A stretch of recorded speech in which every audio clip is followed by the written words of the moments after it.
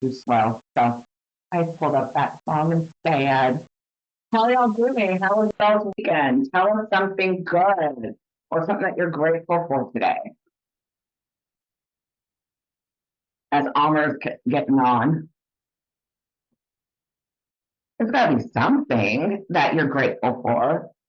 I had a wonderful weekend. I took Friday off and spent time with my old neighbors in Colorado. They came to visit, and today I'm ready to hit the grind and get back after it. Awesome. It's good to have family in town. I'm grateful that football is back. And yesterday was a great day of football. Well, not for me because I'm a Bears fan, but I'm used to not having great football days consistently.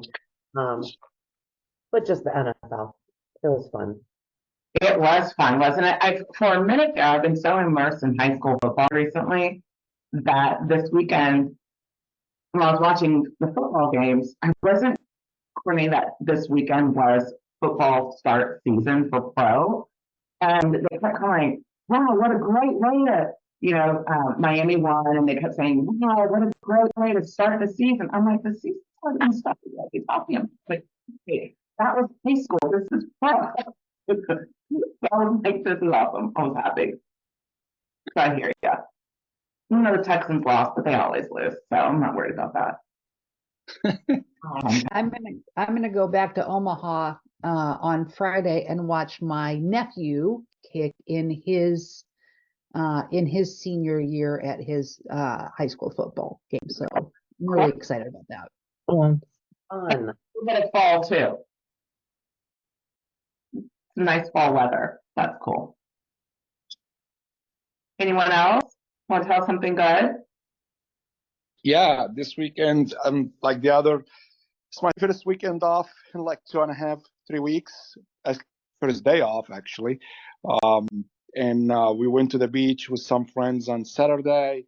It was just an absolutely gorgeous day being on the water and just relaxing after 17 days of grinding. That is nice. The water is a cleansing of the soul, isn't it? Good for you. Yes, we're grateful. I'm very grateful to be living in a beautiful state where the beaches is very accessible to us. Yeah. Sometimes during certain times of season, they are a bit too accessible, i.e. hurricane season. So. You know what? It was my first time after the hurricane, honestly, and I'm very grateful that hurricane didn't come any closer. It was 116 miles offshore, and knowing how much damage already did with 4 feet of surge, I can't imagine if it was any closer like Ian, what it probably will wipe out from Tampa Bay south, completely wiped out. Yeah, you don't want that. Us down here, we still have homes dealing with it. And unfortunately, Hurricane Adalia, depending how you spell it, is how you pronounce it, either with an I or with an A. I've seen on these commentaries. It did destroy part of Minnesota Key Road, which is insane. Yeah. That's not insane because that happens every major storm. That road has been rebuilt about once every 3 years. Wow. Crazy. Can't share anyone else, so y'all get to see. I'm not sure what that means. Beautiful. Okay, and I just want to say something.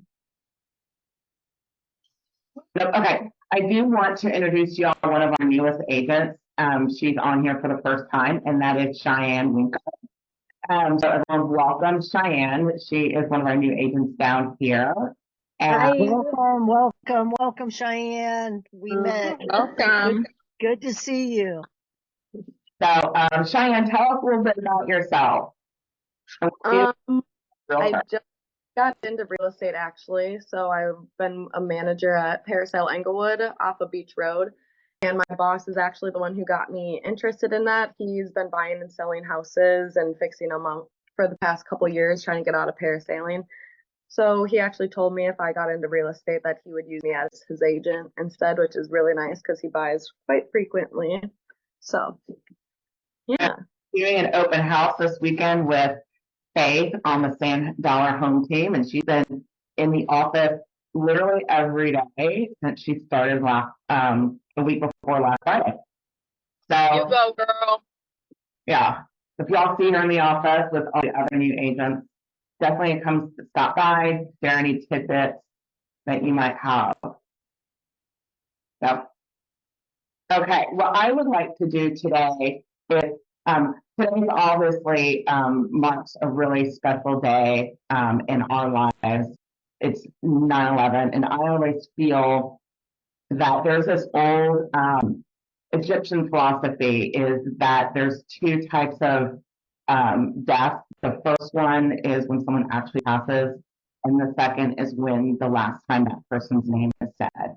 And so I always like to mark this day as a day of remembrance for us to speak the names and the memories of those who passed before us, because those who passed and those who helped during that day is the reason why we're all here today. And just to kind of mark them, because I feel that they are the most inspiring people, and that is the most inspiring day. So if you will join me in a moment of remembrance, I'm going to share my screen, this amazing video that the Smithsonian has. So, here we go.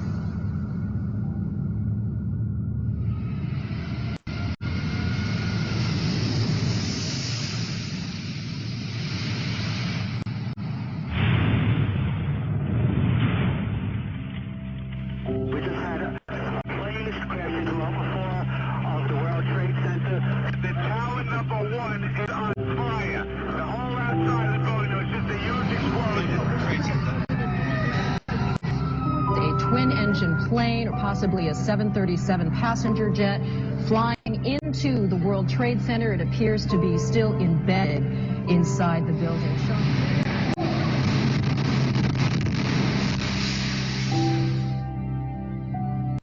Was whispering in my ear, a second plane has hit the second tower. America is under attack.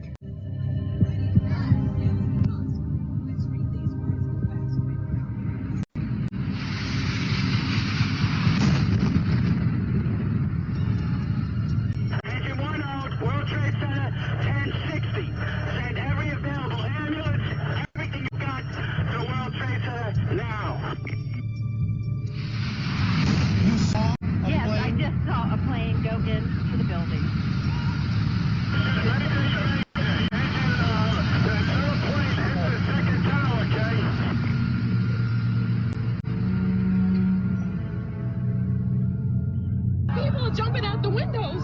Oh, they're jumping out the windows, I guess, because they're trying to save themselves. I don't know.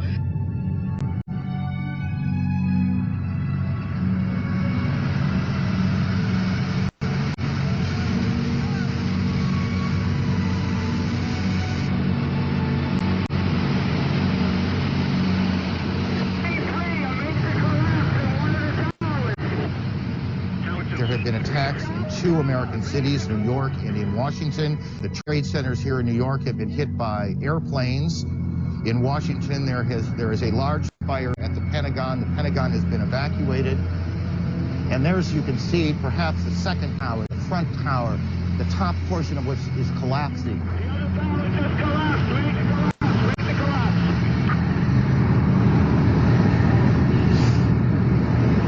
There are no words.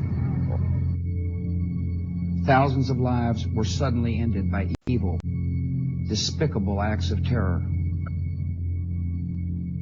These acts of mass murder were intended to frighten our nation into chaos and retreat.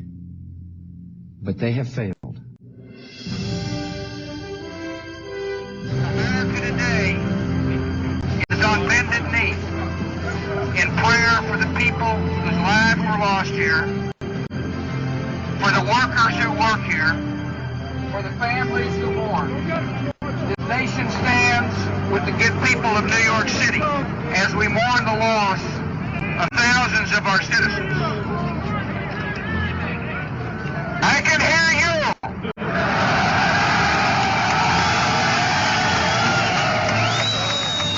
I can hear you. The rest of the world hears you.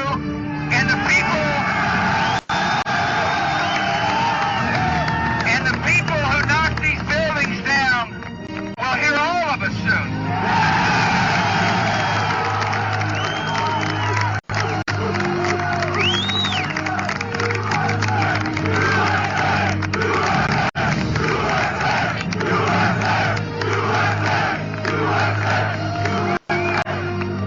Thank you for making the nation proud, and may God bless America.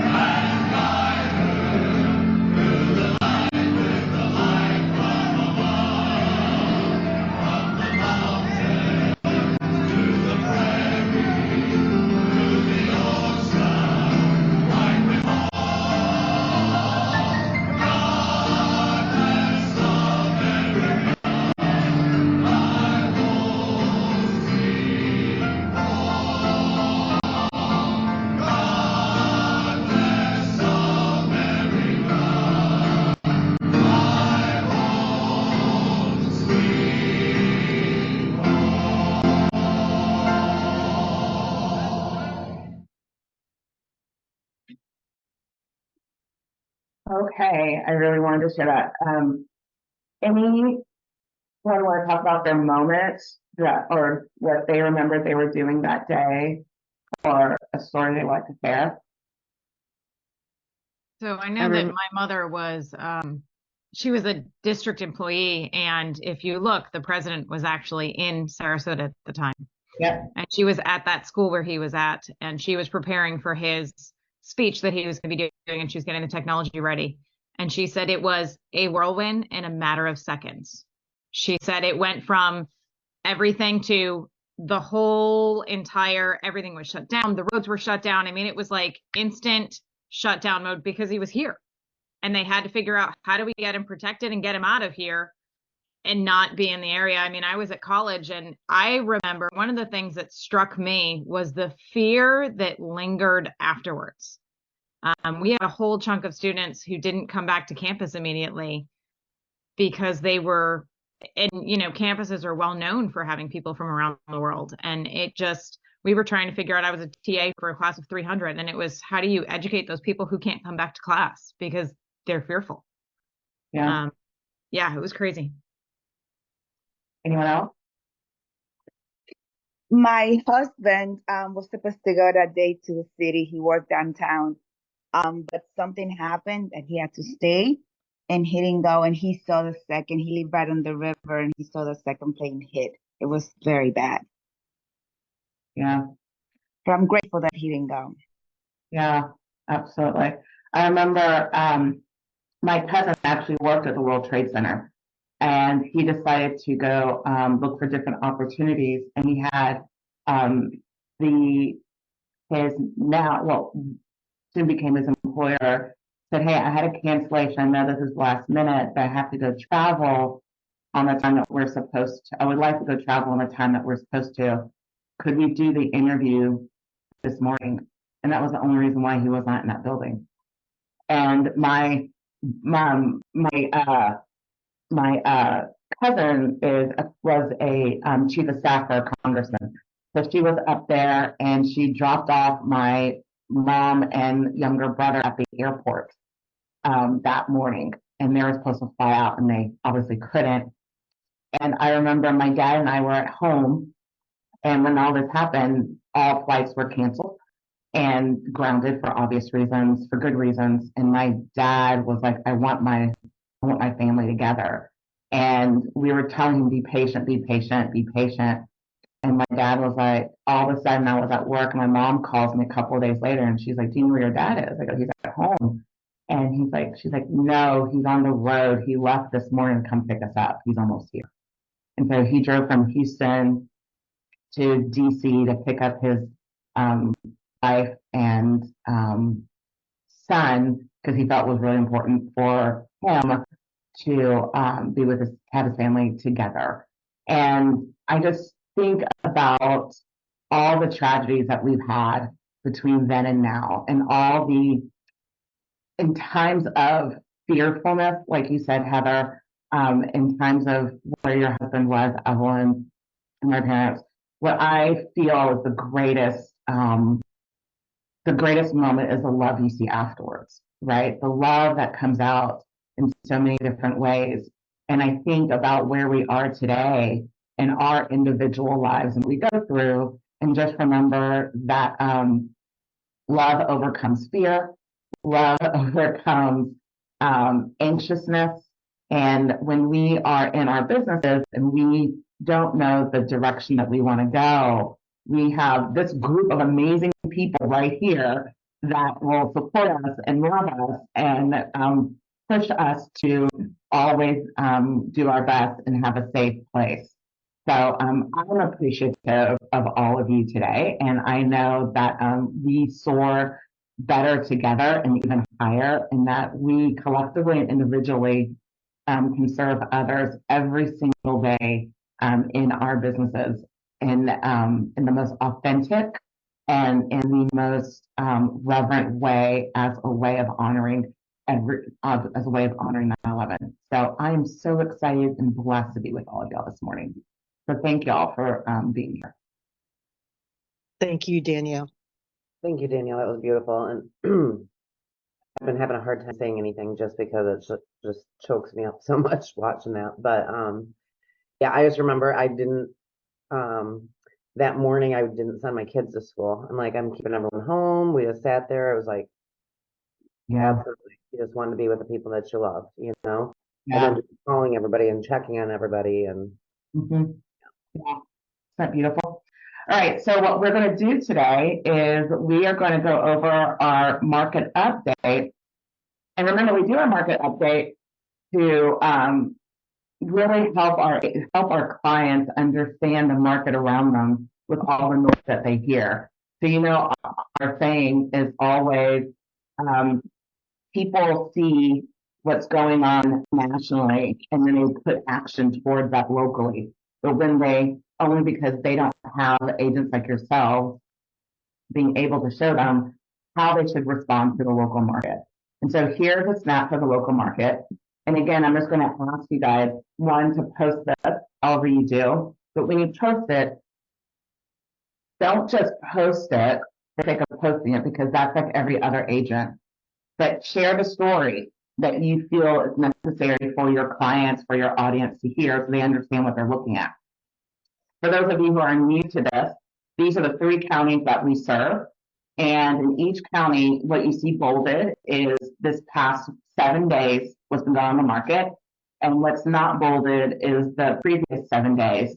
And then 2 things just happened, so I'm going to have to redo this. One, the percentages is the price, the percent change. However, I did not correct the colors. So I will correct the colors. You're going to see red where it should be green and vice versa. I'm just now seeing that myself, so I apologize. So take a moment, take a look at the numbers, disregard the colors, and tell me what you're seeing and what the story that you're seeing. Danielle, quick question before we go over that. Are we still getting this on the Select Success or by email? Yeah, I absolutely. We'll post it on our closed Facebook groups, and we'll send it out to you via email as well. Okay, thank you so much. Yeah. And also, we do have the recordings of all of all of these past ones. And so we'll send that out and put it on the YouTube channel so you can see it too. So, okay. What do y'all see here? The numbers and all the numbers and percentages are correct, just the color codes. So is that opposite colors, Danielle? Yeah, I didn't correct the color from the previous week. So if you look at,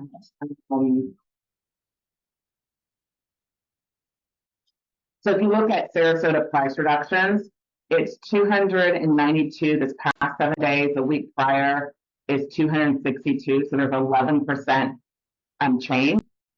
Technically, it should be 11% with a green, 11%, right? But it shows red that it's down, that it's not down. So that's what I mean by that. So sometimes you'll see it right, and that's just by accident.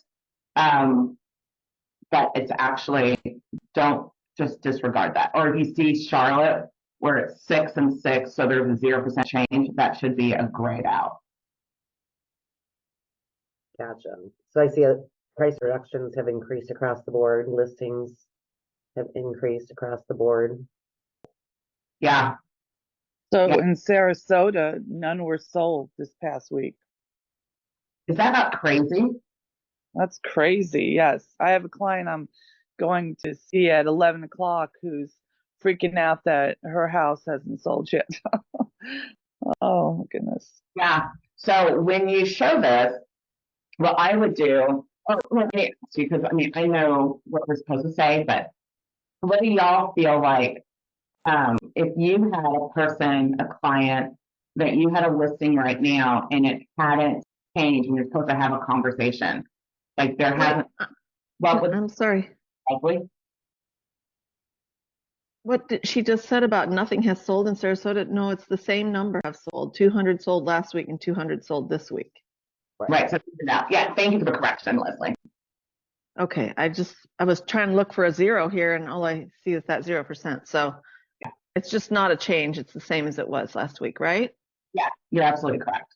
Okay, good. Whew, scared me.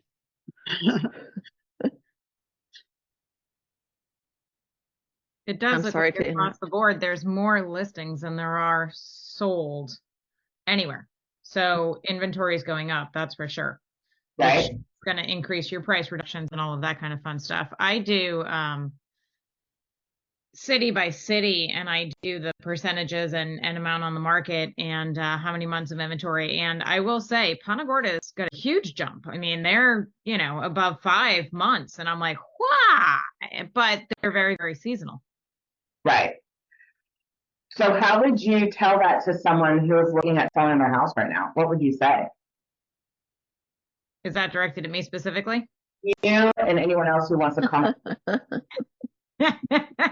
So I actually have one who's, doing a few fix up things, and I keep telling her, we need to get on the market because there's more and more inventory and that's going to hurt you. So, quit dragging your heels. I know you want it to be perfect, but it's got to get on the inventory and you need to hire out things that you were going to do yourself to speed up that timeline.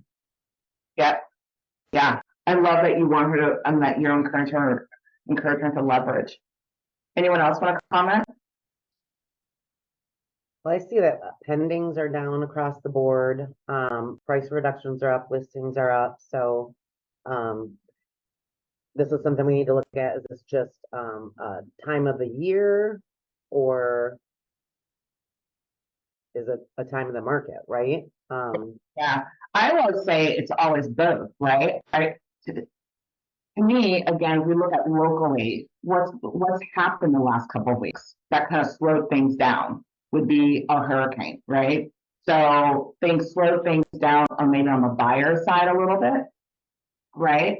And then we have our seasonality where people have left, yet they're coming, and we know that.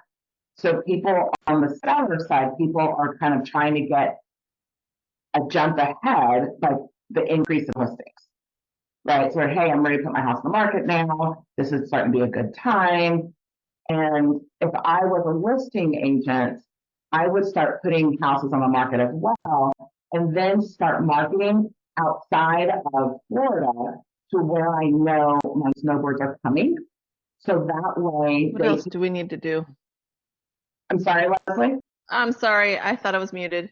And so that way they can see those listings ahead of time to take a little bit more advantage of that competition, because you know that buyers are coming, right? The buyers are coming, and we understand this. We just need to find the right kind of buyer. And what are the 3 criteria for the right kind of buyer? Ready, willing, and able? Yep. Ready, willing, and able buyers. Exactly.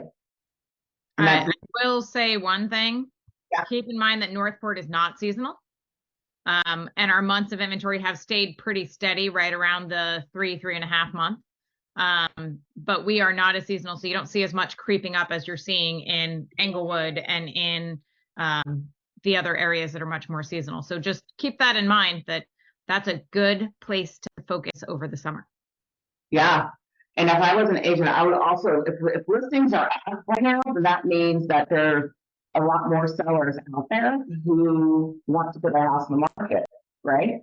So I was looking at the expires, the withdrawn, and the canceled going out for sale by owners and having major conversations. I'll be door knocking. I'll be calling my folks to be on listings. The more listings, this is the time to pick up your listings and really own the market. If there's ever a time for you to focus on one set, would be on sellers right now. What are some things that you can do to find sellers? What is that? What do I see there, Heather? Door knocking, that wonderful thing where you are having conversations about what's going on in the neighborhood and if there's a house for sale and all that kind of fun stuff. Yeah, door knocking. Absolutely. Anything? Circle prospecting for sale by owners, expired. Yeah. Getting an open house. I would be getting an open house or 2 open houses every weekend and do circle prospecting and door knocking and phone calling. Mm-hmm. Absolutely. Okay, so I know that it's 9 o'clock, and so we are now in our lead gen hour. We'll update this. I will take some of lead gen hour out. I will update this, send it out to you guys. Rebecca will send it out. There is a really great training that's happening on Wednesday. So there's team meetings at both market centers, and they're both going to be amazing team meetings. And after team meetings at 1 o'clock, Amber Rutherford will be doing a special training. She'll be coming down from Tampa and she'll be over at KW Classic. Okay. She will be the bold instructor. And so if you want to check out how she is as a bold instructor, that will be great. But her focus will be how to move in this current market successfully. Okay. And it's going to be at 1 o'clock from here to Clark Road, here meaning over in Inglewood, Venice, Port Charlotte. You're looking at a 30-45-minute drive from Inglewood. So what I would encourage all of you, come to our team meeting. It'll be at Ybor, and then we'll drive on over to Clark Road, and we will have lunch for you guys. You don't have to worry about that. And that will be a really great training for you. Okay. And then I think it's only a 20-minute drive from the Lakewood Ranch office over to Clark Road as well. Yeah. In the middle as much as we can. All right. I did not read the chats because I have too much on my screen. I'm going to stop sharing. So, let's see here. Anything on the chat we need to talk about? No, Heather said, let's go, folks. Call those you were with on 9/11 and just do care call. Call pilots, New York connections, anyone who you know lost loved ones. Yeah. Don't forget, Florida is the #1 state where people are moving to. So even though if anyone says the market's down, going, well, I'm not selling entire Florida, I'm just looking for my fair share, or my unfair share.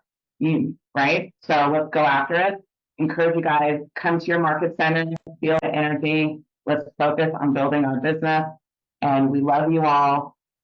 You'll have an amazing day. Have a great Monday, everybody. Bye. You too. Bye.